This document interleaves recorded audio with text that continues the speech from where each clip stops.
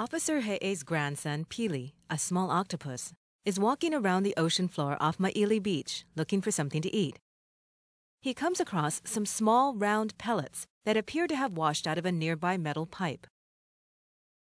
He remembers his tutukane's, or grandfather's, warning and recognizes that the pipe and the small pellets may be ammo.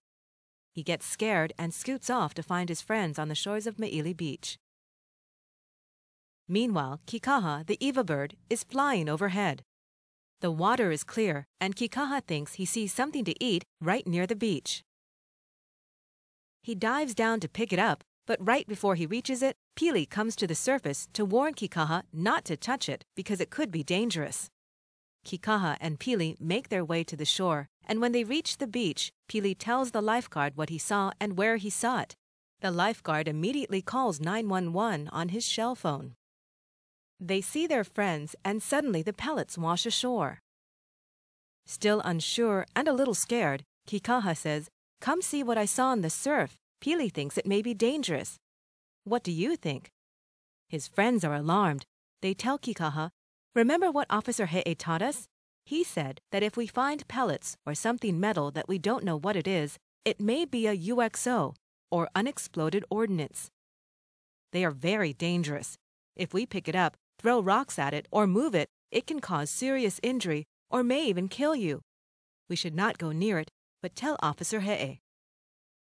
Officer He'e arrives, and he tells Pili and Kikaha they did a good job in recognizing what could have been a UXO.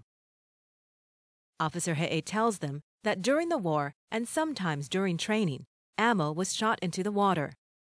In the old days, the military sometimes threw ammo it did not need into the ocean to get rid of it. He explains that ammo is still in our ocean, and sometimes it may wash to shore or be broken into pieces.